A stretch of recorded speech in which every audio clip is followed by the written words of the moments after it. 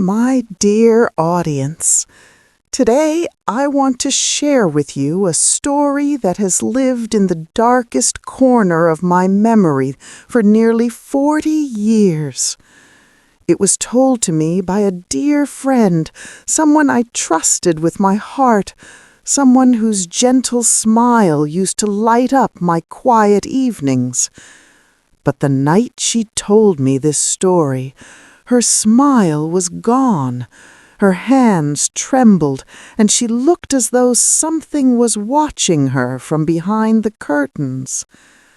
She made me promise that I would never repeat it until she was long gone. And now she has been gone for many years. You see, my friend Angela carried a secret, one so heavy, so frightening, that it consumed her entire life. A secret she said she could never confess to her children, nor her husband, nor even a priest. She told me because she said I was the only person who would believe her, and the only person who wouldn't run away after hearing it. Before she began, she grabbed my hand so tightly that her nails dug into my skin, and she whispered, "If anything happens to me, it won't be because of old age. It will be because it finally found me again." I laughed nervously at the time, thinking she was only being dramatic. But after hearing what she told me that night, my dear audience, I never laughed again. Tonight, I want you to sit with me, just as I sat with her. Listen closely, breathe quietly, because this story isn't just about fear.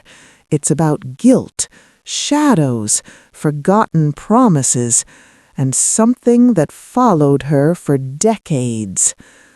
And before I begin, my dear audience, if you enjoy stories like this, please remember to like this video, share it with your friends and family, subscribe to Grandma Stories Studio, and let me know your thoughts in the comments.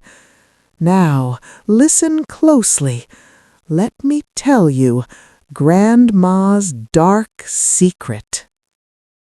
My dear audience, Angela was never the type to speak about her childhood. Most of us, when we grow older, love telling stories about who we were, where we grew up, what our parents were like, how life shaped us. But Angela, she avoided the topic as if her past were a door she had locked and thrown the key into the ocean. When we first met at the community garden, she looked like any ordinary woman, soft-spoken, polite, the kind who baked pies for neighbors and knitted in her spare time. Yet there was always something in her eyes, something watchful, like a person who listens closely to every sound in the quiet. One day I asked her casually, "Where were you raised, Angela?" Her smile froze, her lips parted slightly, but no words came out. Instead, she only said, "Far from here, very far." Then she changed the subject so quickly that I felt rude for even asking. Years passed before she told me the truth, and when she finally did, she said it wasn't a childhood she wanted to remember. It was one she wanted to escape from completely. She would often jump at small noises, a falling spoon, a creak in the floor. Even the wind brushing against the window could make her flinch. Once, during a thunderstorm, she clutched her arms tightly and whispered, "It sounds like it smells rain. That's how it begins." I didn't understand what she meant. I thought trauma, perhaps, childhood abuse, perhaps an alcoholic parent, something explainable, something real. But I was wrong. The first sign came the day she brought me an old wooden pendant. It was small, carved crudely by hand, with a strange circular symbol burned into the center. I'd never seen anything like it. She pressed it into my palm and said, with a trembling voice, "Keep it safe for me. Don't wear it. Don't touch it too long. And whatever you do, don't break it." I asked her why. She looked toward her window as if afraid someone or something was listening. Then she whispered, "Because it still remembers me, and if I don't give it away, it will come back." That was the first crack in her silence, the first glimpse into the darkness she tried so desperately to outrun. Angela grew up in a small, empty town far out in the countryside. She said it was the kind of place that didn't appear on government maps, didn't have phone lines, and didn't receive mail. The kind of place where the sky always looked a shade darker and people lowered their voices when the sun went down. The town had only one road leading into it and one road leading out. Both looked identical. The houses were old wooden structures with long porches, peeling paint, and curtains that never seemed to move. But what bothered her most were the people. They were kind, yes, but distant, always watching, always whispering, always carrying small wooden pendants like the one she gave me. It wasn't a town, she said quietly. It was a waiting room. A waiting room? For what? She didn't say yet. Her mother worked long hours, her father disappeared for days, and her neighbors watched her with eyes that felt heavy. That's the only word she used, heavy, as if every stare carried a warning she didn't understand. At night, the elders placed bowls of salt outside their doors and lit small lamps that burned until morning. If the lamps went out, no one stepped outside until sunrise, not even if they heard knocking, not even if someone screamed. "That's just how the town survived," she whispered. One early winter morning when she was 10 years old, Angela saw something she never forgot. She woke up to see the elders burying something deep behind the chapel. It wasn't a coffin. They were too quiet, too cautious. Instead, it looked like a long wooden crate carved with the same circular symbol as her pendant. She asked her father what it was. He slapped his hand over her mouth and whispered, "Never speak of what you see in this town." After that, things got worse. The animals stopped making noise, birds vanished, the wells dried up, and every night the same sound echoed through the streets, a slow, dragging scrape, like something pulling itself across the ground. The villagers pretended not to hear it, but Angela did, and one night it stopped right outside her window. Angela remembers that night in vivid detail. The cold air, the flickering lamps, the silence that felt too deep, almost suffocating. She lay in her bed, clutching her blanket tightly, trying to ignore the scraping sound approaching her house. Scrape, scrape, scrape. But that night something changed. The sound didn't move past her window like it usually did. It stopped, right beneath it. She felt her body stiffen, her breath shortened. She didn't dare look outside. Then came the whisper. It wasn't a voice she recognized. Too soft, too low, too broken. "Open the window." She froze. The voice repeated, this time sounding closer. "Let me in." She wanted to scream for her parents, but when she tried to call out, her voice wouldn't come. Her throat felt caught in something invisible.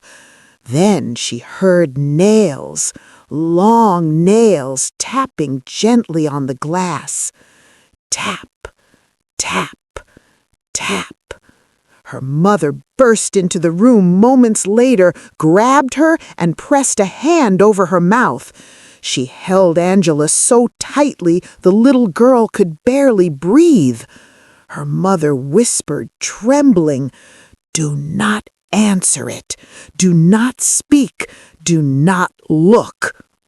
Whatever stood outside the window tapped one last time and slowly dragged itself away. After sunrise, the elders visited their house. They checked the windows, inspected the porch, and murmured prayers Angela didn't understand.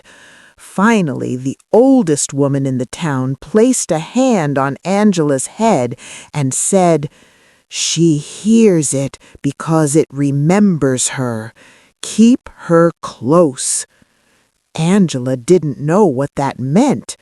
Not until the following week, because the scraping returned again and again, and each night the whisper grew clearer, almost familiar, like someone trying to jog her memory.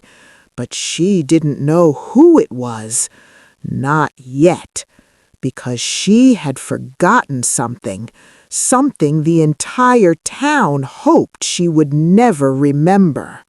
Angela told me that when she was a child, perhaps around 5 or 6, she had a friend no one else could see, a little girl who played with her in the fields, braided her hair, and whispered secrets that made her laugh. They would sit under a large, twisted tree behind the chapel for hours, carving shapes into the dirt. Her parents thought she had an imaginary friend, but one day her mother took her aside and said, "Stop talking to that girl. Don't go near her again." Angela remembered crying. She didn't understand why. Her parents even fenced off the tree. They said it was unsafe, that the roots were poisonous. But Angela knew that wasn't true. She knew the tree had nothing to do with it. Her friend waited for her anyway. One evening, while everyone was inside for prayer, the little girl appeared outside Angela's window. She said Angela had broken their pinky promise and asked her to come outside so they could fix it. Angela almost did. She reached for the window latch, but her mother caught her and pulled her away violently. The next day, the entire town looked shaken. The elders sealed the area around the twisted tree. They dug up the soil, burned the roots, and hammered wooden stakes into the ground. The chapel's pastor ordered everyone to stay away. Angela didn't see her friend again. Or so she thought, because years later, when she was finally old enough to understand, her father told her the truth. "There was never a little girl," he whispered. "There was something pretending to be one, and you made a promise to it, a promise you must never fulfill." Her father showed her a drawing she had made when she was small. It was her and her friend holding hands under the tree. Only the friend wasn't drawn like a girl. Its limbs were too long, its smile too wide, its shadow too thick. Angela dropped the paper in horror. She didn't remember drawing it. She didn't remember any of it. But her father said she once spoke of the girl living under the roots, waiting for something. What was it waiting for?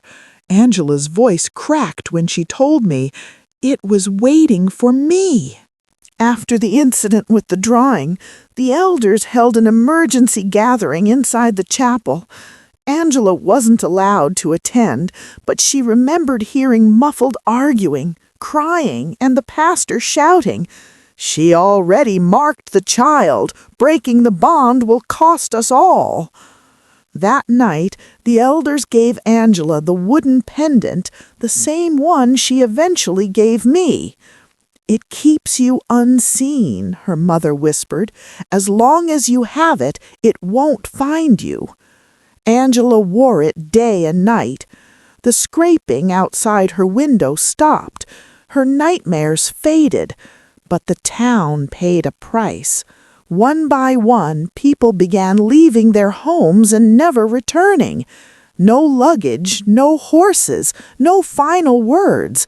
They simply walked into the woods at dusk and disappeared. Only their empty shoes remained outside their front doors, placed neatly as though they had removed them willingly. The pastor insisted the creature was angry. "It wants the child who made the promise," he said, "and it will keep taking us until it gets her." Her parents tried to run, but the elders stopped them. "If she leaves this town before it is severed, it will follow and spread." So they stayed. Life became a series of rules. Do not leave your home after dark. Do not look out windows. Do not respond to voices. Do not speak of what lives under the roots. Angela lived in fear, wearing the pendant like a shield, until the night the lamps outside every house went out at once. The scraping returned, louder, faster, angrier. Her parents grabbed her and hid her in a cellar. They covered her with blankets, stashed salt around her, and told her not to make a sound. Then they locked the door. Angela listened as people screamed above her, as claws raked across the wooden floors, as the creature moved through the town calling her name in the voice of her childhood friend. "Angie, come out! We need to finish our promise." Then silence. When dawn came, her parents opened the cellar, shaking, pale, exhausted. The town was almost empty. Only a few elders remained. The pastor said something unthinkable. "We cannot save the town, but we can save the girl. Send her away now." And so they did. The next morning, Angela was taken far from her home. The scraping didn't follow, at least not immediately. Angela moved to the city with distant relatives who knew nothing about what happened. At first, life felt normal for her. School, friends, jobs, warmer nights. She tried to forget the strange town and the creature under the tree. But she never removed the pendant. Never. When people asked about it, she simply said it was a family heirloom. Years passed. She married, had children, built a life completely disconnected from her past. But the cracks began slowly. First came the dreams of long roots crawling across her bedroom floor, of the twisted tree growing outside her window, of a little girl's hand tugging at her dress, whispering, "You forgot our promise." Then her daughter began talking to someone in her room, someone small and quiet, someone who plays under the floor, someone who has very long fingers. Angela's blood ran cold. One night she watched from the doorway as her daughter, half asleep, held her hand in the air as though someone invisible were holding it. Angela screamed her name, rushed in, and grabbed her. Her daughter woke up, confused. "Mommy," she asked, rubbing her eyes, "why didn't you let her finish the promise? She said it's your turn." That night, Angela made the hardest decision of her life. She took her children and left her home forever. She moved again and again, 5 cities, 9 apartments, 3 states. But wherever she went, the dreams followed. The whispers grew louder, and the scraping, the sound she hoped never to hear again, returned one stormy night as she stood in her kitchen, soft at first, then sharper, coming from inside the walls. "Angie." Angela collapsed, trembling. The pendant burned hot against her chest. Her friend was back, the one under the roots, the one who had waited patiently all these years. It had found her again. My dear audience, Angela told me this story on a cold winter night. I remember clearly because the power went out while she was speaking, and only the glow of her small candle illuminated her face. She looked exhausted. Years of running had worn her down. "I can't move any more," she whispered. "Wherever I go, it finds me. I don't have the strength to keep escaping." I begged her to tell me what the promise was, what exactly she had agreed to as a child. She hesitated. Tears filled her eyes. "I promised I would never leave it alone under the tree," she said. "I promised I would stay with her forever." Her voice cracked as she continued. "But my parents broke the fence, sealed the roots, and forced me away. And now, after all these years, it wants me to keep the promise I made." She grabbed my hands tightly. "I don't want to die," she cried. "But it doesn't kill, Grandma. It keeps, it takes, and it waits." Suddenly, the candle flickered violently. Angela stared at the window. Her voice dropped to a whisper. "It's here." Wind howled outside, though the night had been calm just moments before. The temperature in the room dropped. The old wooden floors creaked, slowly, deliberately. Then came the familiar sound. Scrape, scrape, scrape. It circled the house, stopped behind her, and the whisper, oh, that whisper filled the room. "Time to finish our promise, Angie." The candle extinguished.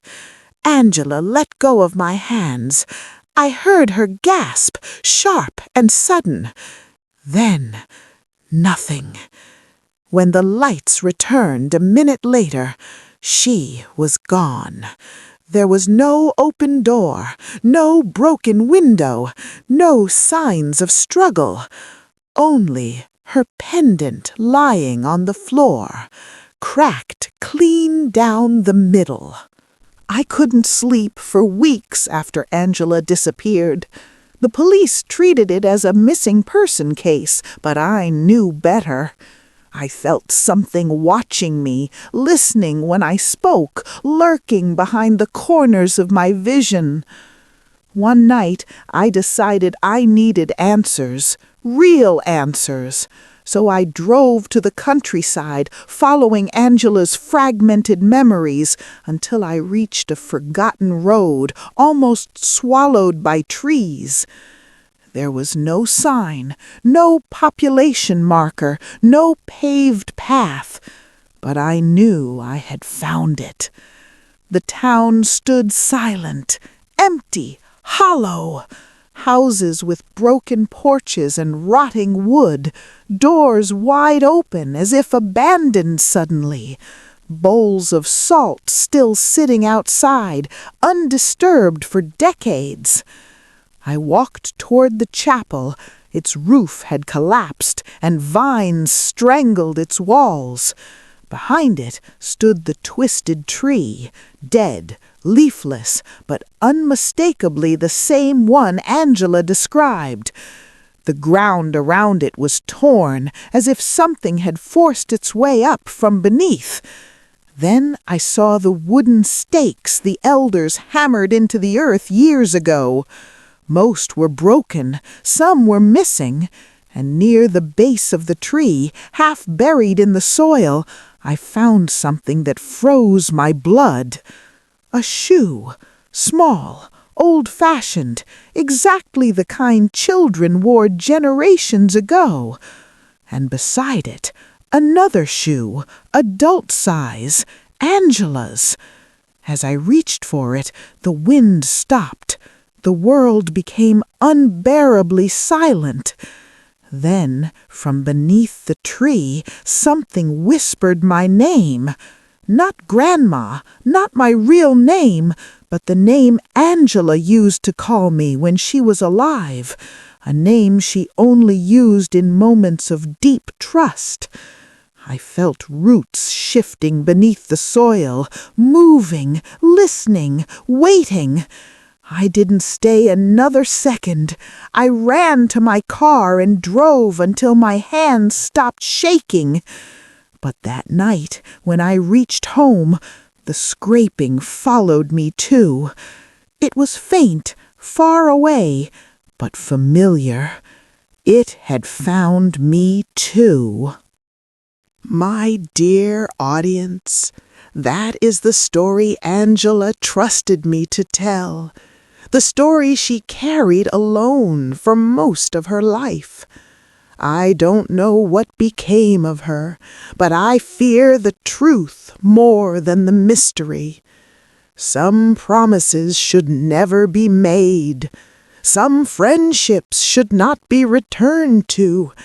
And some things that live beneath the earth should stay buried. Since the night I visited that forgotten town, I've heard small things, little taps on my window, the faint rustling of roots shifting beneath the floorboards, and whispers that sound too close to ignore.